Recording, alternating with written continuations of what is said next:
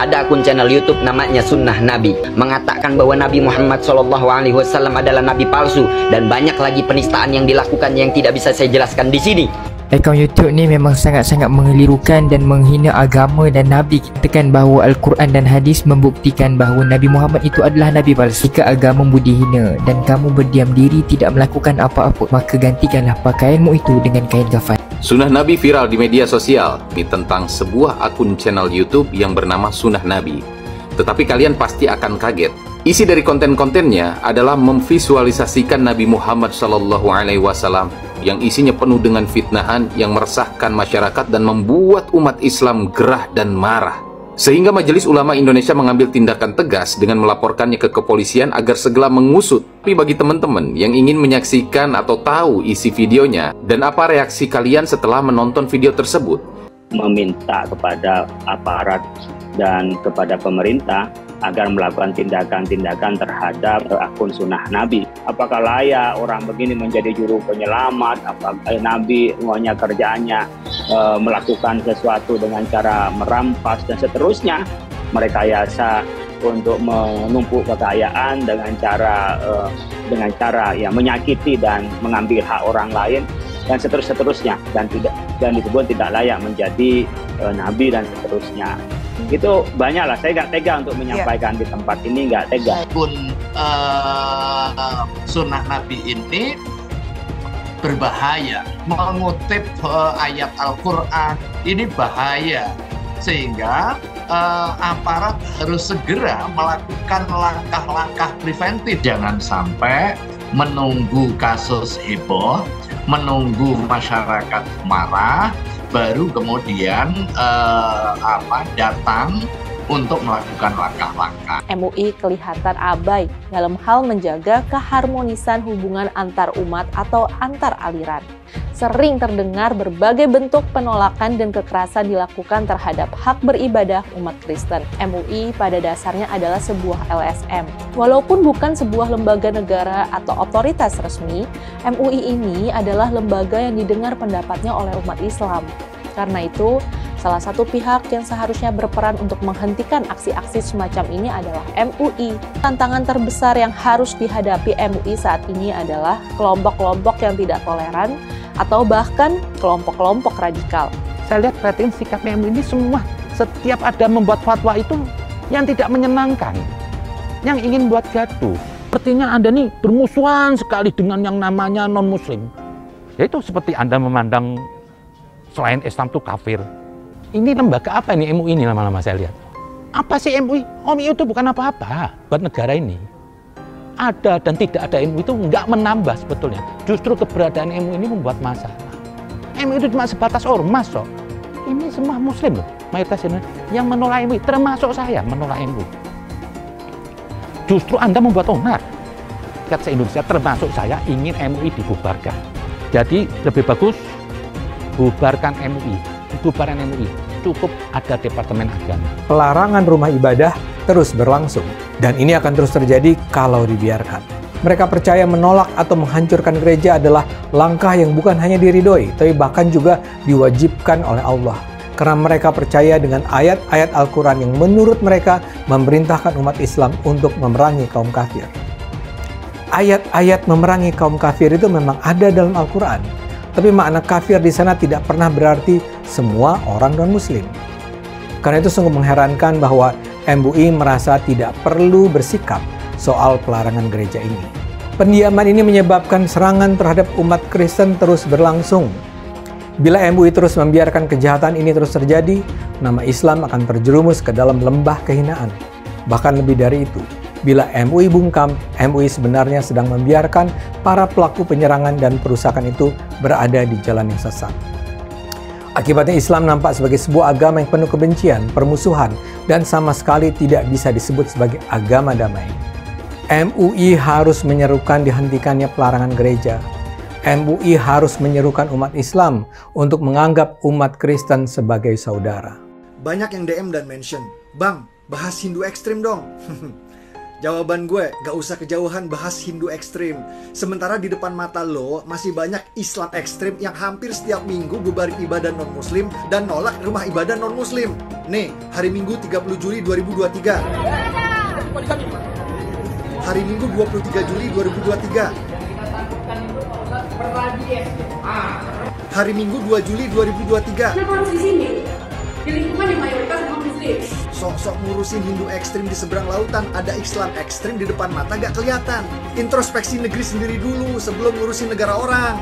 Asalnya gedung ini tidak digunakan lagi untuk kegiatan ibadah. Ini yang mencoreng kota Binjai dari kereligiusannya, dari kedamaiannya. Kita meminta supaya tidak ada kegiatan di sini.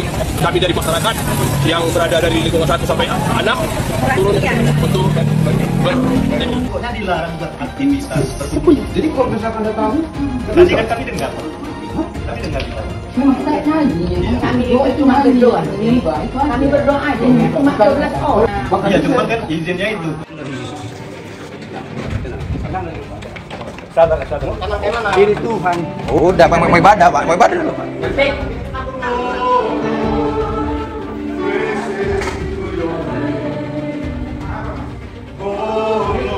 Poin penting di SKB 2 Menteri ini yang perlu kita ketahui bersama. Pada bab 1 pasal 3 dari aturan SKB 2 Menteri disebutkan, rumah ibadat adalah bangunan yang memiliki ciri-ciri tertentu yang khusus dipergunakan untuk beribadat, tidak termasuk tempat ibadat keluarga. Poin pentingnya adalah tempat ibadat keluarga tidak perlu pakai izin. Apa itu yang dimaksud dengan tempat ibadat keluarga? Kalau di Islam namanya musola, kalau di Kristen namanya kapel atau rumah doa. Apakah perlu izin untuk bikin musola di rumah atau di ruko? Tidak. Begitu juga untuk bikin kapel di rumah atau di ruko, tidak perlu minta izin. Jadi umat Kristen ibadah di rumah atau di ruko tidak perlu minta izin. Saya ulang, tidak perlu minta izin. Banyak Pak Pendeta dan jamaah tidak tahu pengecualian ini, sehingga mereka pasrah saat ada yang datang membubarkan. Ibadah di rumah dan di ruko sama seperti umat Islam sholat jamaah di musola rumah atau di musola ruko. Dibolehkan oleh SKB 2 Menteri dan tidak perlu minta izin pada siapapun. Jadi tolong pahami pengecualian ini dan jangan lagi mau dibubarkan. Alasan pembubaran selalu menggunakan alasan izin. Kenapa ada keinginan untuk menutup dan mengganggu rumah ibadah agama minoritas, terutama agama Kristen. Apakah penceramah-penceramah itu percaya bahwa dengan mengganggu atau menutup atau melarang ibadah agama Kristen atau minoritas, mereka bisa masuk surga? Apakah seperti itu ajaran mereka? Makanya saat berceramah, Abdul Somad selalu mengajarkan intoleransi dan selalu menghujat agama lain, seperti mengatakan disalib atau jid kafir. Menurut saya, pemerintah pusat harus terus berkomunikasi dengan para pemuka agama atau penceramah agama, seperti Abdul Somad yang selama ini masih merasa dan percaya bahwa kehadiran gereja adalah hal yang harus ditolak. Dan para pemuka agama itu harus sadar bahwa menolak pembangunan gereja bukan saja bertentangan dengan konstitusi, tapi juga bertentangan dengan ajaran agama itu sendiri. Kita mau jujur, SKB 2 Menteri hanya berlaku bagi kaum minoritas saja. SKB 2 Menteri seringkali digunakan menjadi instrumen atau alat untuk menggebuk kaum minoritas, mengancam kebebasan beribadah. Mirisnya tidak terlihat semangat dan kesungguh-sungguhan dari Kementerian Agama dan pemerintah Indonesia untuk merevisi SKB 2 Menteri ini. Itu sebabnya saya mau mengajak melalui video ini, sama-sama kita berjuang untuk menegakkan konstitusi dengan tujuan utama merevisi kembali SKB 2 Menteri ini. Ya, saya tidak mau suatu saat anak saya ketika tumbuh dewasa masih harus berjuang untuk kebebasan beragama. Mari sama-sama bergandengan tangan, berjuang untuk merevisi SKB 2 Menteri ini, sehingga Indonesia menjadi rumah yang nyaman bagi semua golongan dan semua agama. Sebenarnya penegakan hukum di Indonesia ini untuk orang-orang intoleran itu sudah bagus, asal jangan pernah berpikir kalian minoritas. Kalau kalian tidak melaporkan, bagaimana bisa diproses? Nunggu sejuta umat bersuara, menyuarakan itu, tapi cuma komentar, tindakannya nggak ada. Bilangnya apa? Kita cuma minoritas. Itulah karena kalian tidak nasionalis, makanya kalian itu mengecilkan diri kalian sendiri. Kita ini punya hak yang sama di Indonesia, ya. Semua yang beragama itu mempunyai hak beribadah. Sejauh ini, cuma teman-teman dari Dharmapala loh yang berani menuntut keadilan, bukan karena mereka minoritas, tapi karena mereka punya hak yang sama sebagai warga negara Indonesia. Apakah dalam prosesnya teman-teman Dharmapala itu lancar-lancar saja? Tidak. Kasusnya pernah ditolak. dengan alasan laporannya sudah ada atau sudah ada yang melaporkan. Tapi mereka terus kawal, terus kekeh. Akhirnya mantan Menteri Roy Suryo bisa dimasukkan ke penjara atas dasar penghinaan terhadap lambang-lambang agama. Apalagi ini yang menyetop orang beribadah, bukan siapa-siapa pula.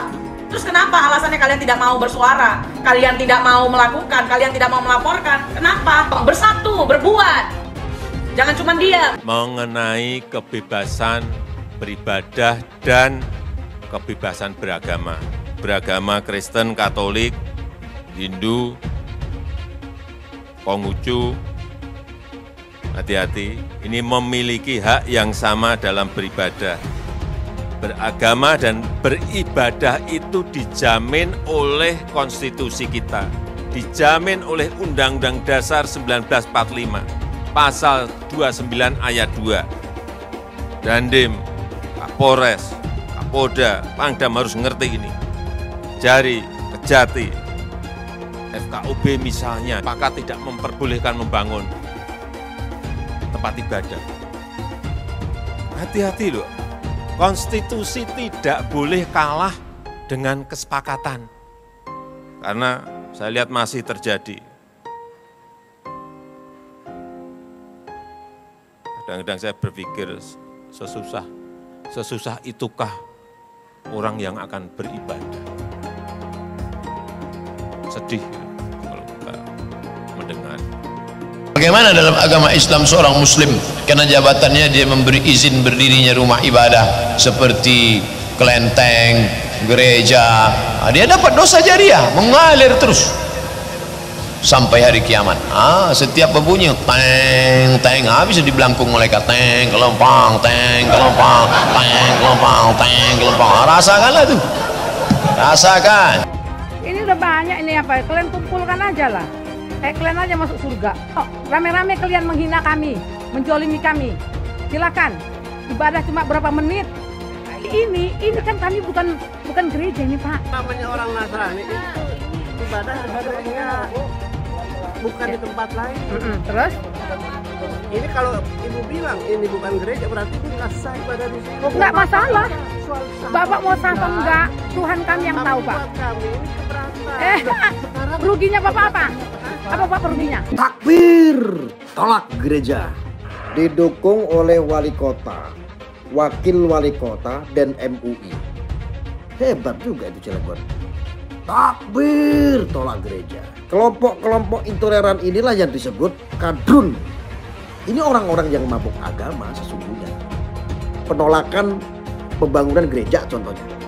Apakah terus Anda itu dijamin masuk surga gitu loh? Saya tuh kadang-kadang mikir ya. Sok agamis, yang sok pintar, yang memiliki kunci surga, yang punya 72 bidadari. Emang ada salah apa kalau di sana dibangun gereja? Emang ada dampak buruk apa kalau di sana dibangun gereja? Orang Kristen itu sembahyang itu tidak berisik. Tapi kalau Islam ya berisik. Maaf nih, saya juga Islam, maaf. Kita omong kasarnya aja ya. Kita orang Islam pakai toa ya, kedengaran kemana-mana.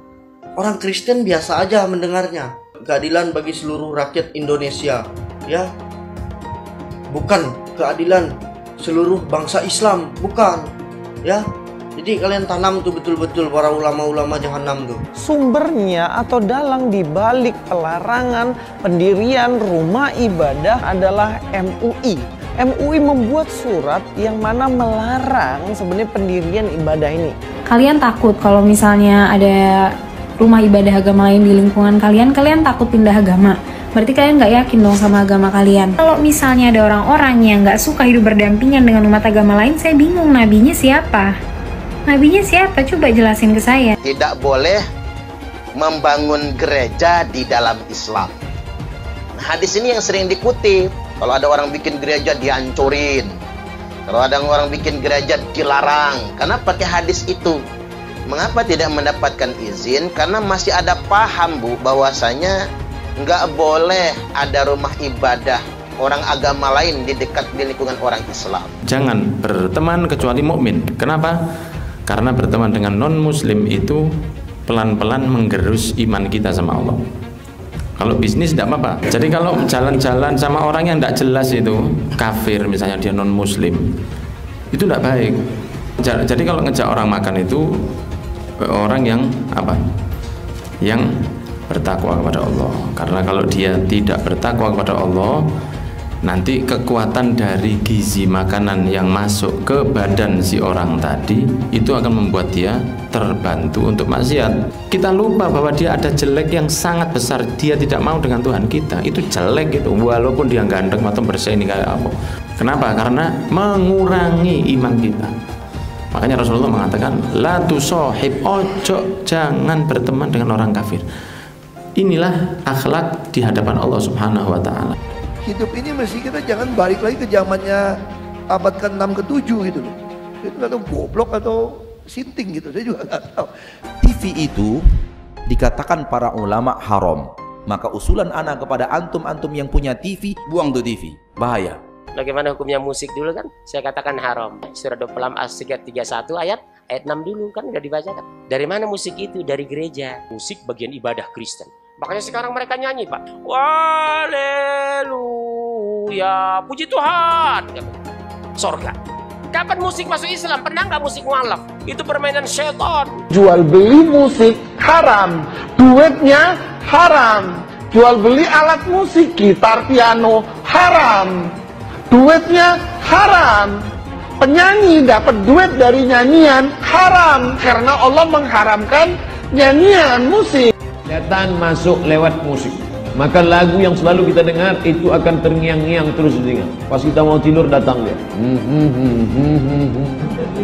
Lagu terngiang-ngiang. Maka jangan dengarkan musik. Itulah yang ditempelkan salib di belakang ambulan.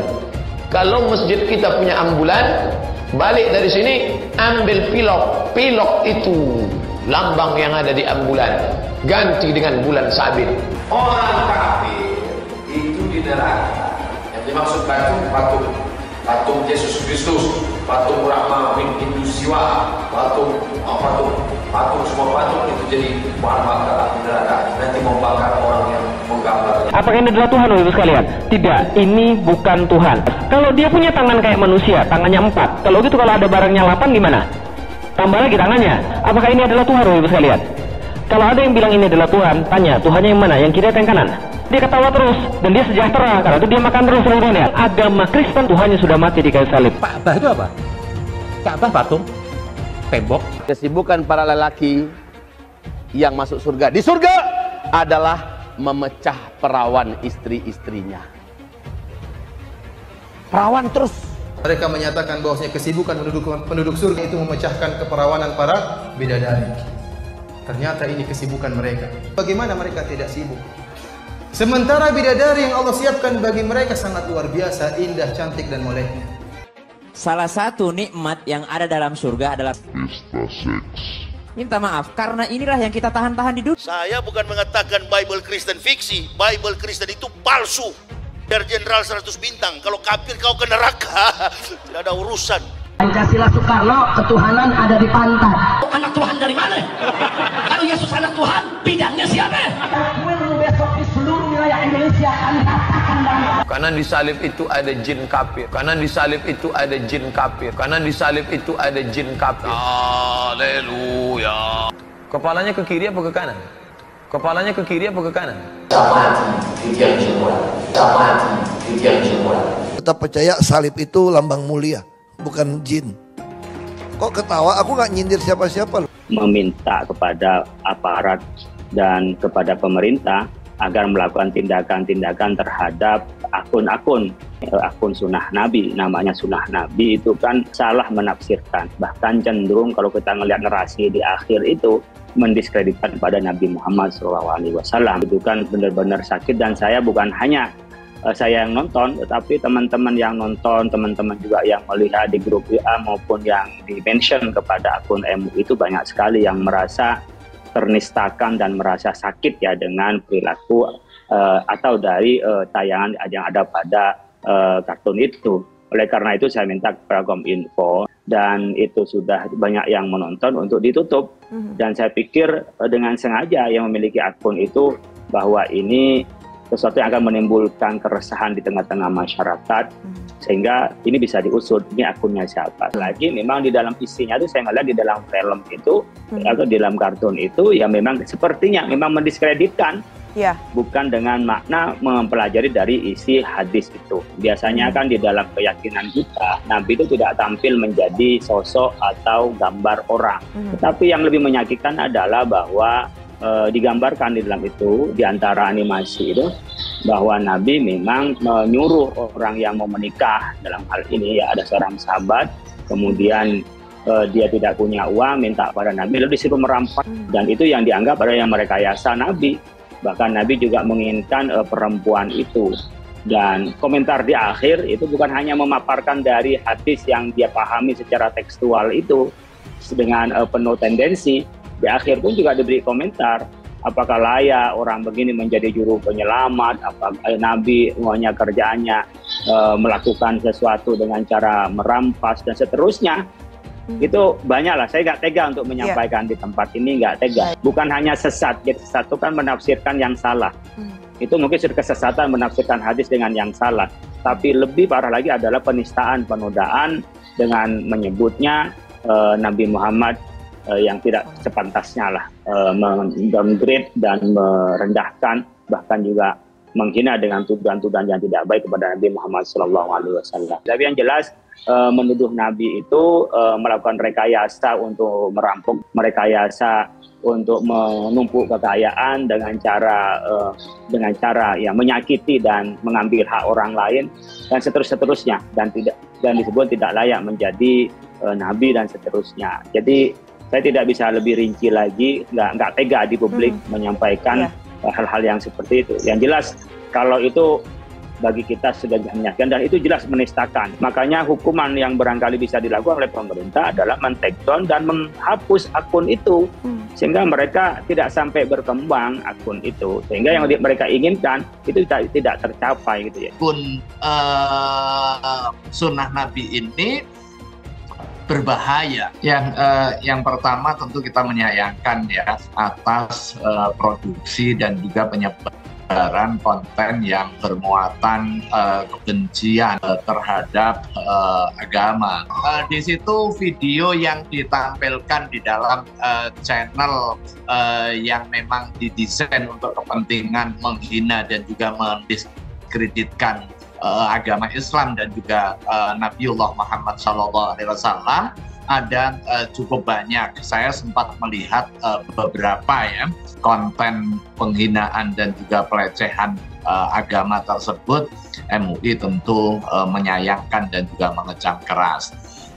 Ada yang terkait dengan visualisasi Nabiullah Muhammad yang di dalam Islam itu tidak diperkenankan. Itu satu. Kemudian yang kedua, memutarbalikkan fakta sejarah dan berbagai gambaran yang mendistorsi kemuliaan baginda Rasulullah SAW.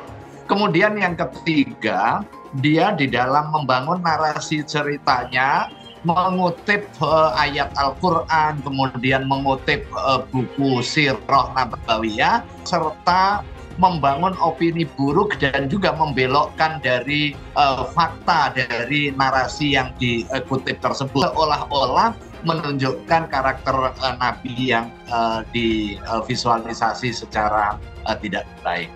Dan juga terjemahan Al-Quran yang ayat-ayatnya benar tetapi didudukkan dalam konteks yang salah serta penafsiran yang salah sehingga bisa berdampak kepada penyesatan opini publik. Ini bahaya sehingga aparat harus segera melakukan langkah-langkah preventif dan juga preemptif, jangan sampai kemudian berdampak pada keresahan sosial yang jika tidak ditangani secara terukur, secara cepat dan juga tepat, berdampak kepada kohesi sosial di tengah masyarakat yang sudah baik ini. Ini sekali lagi bahaya. Jangan sampai kemudian provokasi ini dianggap biasa, sehingga langkah-langkah sejenis itu ditempuh untuk kepentingan membangun narasi kebencian yang kemudian mengoyak kohesi dan juga kebersamaan antar umat beragama yang berbeda dalam konteks kehidupan sosial yang harmonis. Nah, langkah pertama tentu kita berharap aparat penegak hukum dan juga pihak yang memang memiliki kompetensi di bidang pencegahan untuk men-take down sehingga konten tersebut tidak menyebar luas di tengah masyarakat. Untuk kita berharap ada mekanisme penjeraan agar kasus-kasus seperti ini tidak terus berulang, kan? Dengan cara apa? Cara yang pertama tentu di samping soal take down, kemudian tidak memberikan ruang akses publik terhadap peredaran materi yang sangat buruk, baik dari sisi konten maupun dari sisi dampaknya, memastikan dengan langkah cepat agar tidak lagi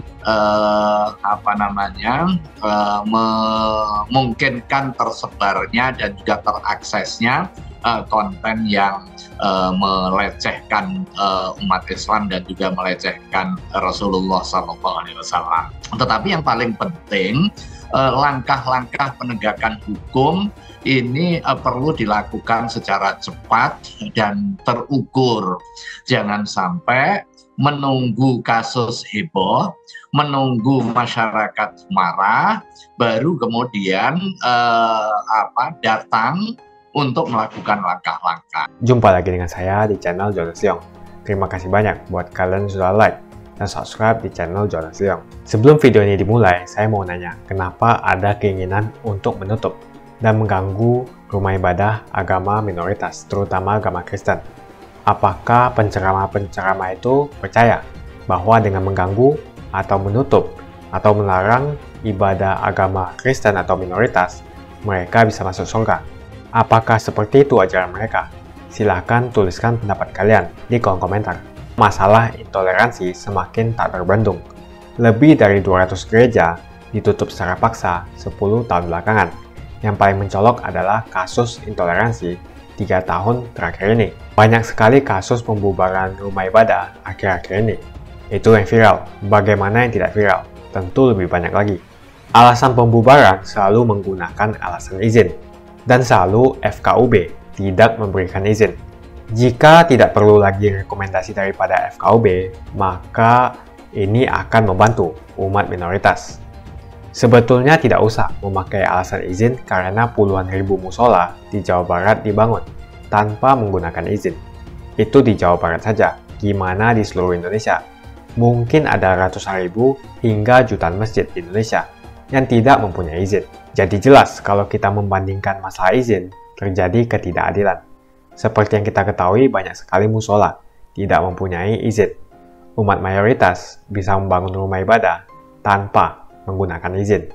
Adapun SKB 2 Menteri bab 1 pasal 3, orang Kristen yang mau bikin rumah-rumah doa di rumah atau di ruko sebetulnya tidak perlu meminta izin.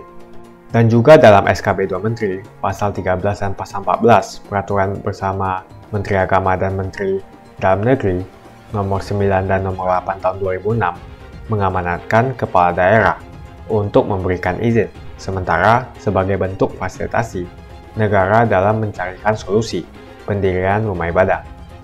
Jadi dalam SKB 2 Menteri, sebetulnya kepala daerah harus memfasilitasi dalam memberikan perizinan pendirian rumah ibadah.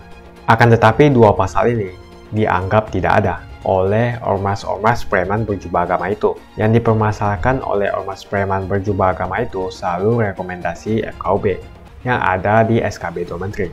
Semoga rekomendasi FKUB yang ada di SKB 2 Menteri bisa dihilangkan.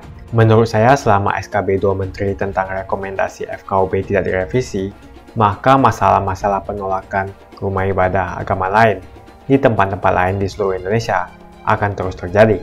Konstitusi jelas memberikan jaminan perlindungan negara kepada orang untuk beragama dan melaksanakan ibadah sesuai dengan kepercayaan dan agamanya.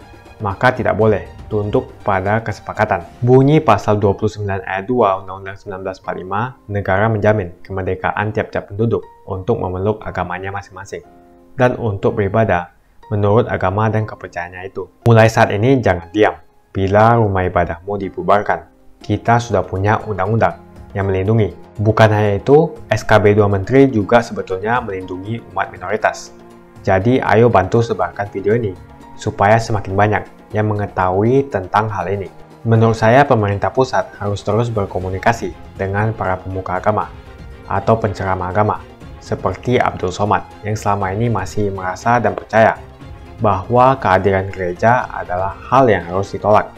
Dan para pemuka agama itu harus sadar bahwa menolak pembangunan gereja bukan saja bertentangan dengan konstitusi, tapi juga bertentangan dengan ajaran agama itu sendiri dan juga akhlak. Jadi menurut kalian, kenapa ada keinginan untuk menutup atau mengganggu rumah ibadah agama minoritas? Apa alasannya? Apakah mereka percaya bahwa menutup atau mengganggu rumah ibadah agama minoritas, terutama agama Kristen, mereka bisa masuk surga? Tuliskan menurut kalian apa alasannya, dan kita akan bahas di video selanjutnya. Jika kalian suka dengan pembahasan saya tentang perizinan rumah ibadah dan tentang penceramah seperti Abdul Somad, pastikan Anda semua menekan like di video ini. Dan bagikan video ini ke teman dan family Anda supaya mereka semua mengetahui informasi ini. Tekan tombol subscribe dan bunyikan lonceng notifikasi supaya kamu tidak ketinggalan info dari channel Jonas Leong.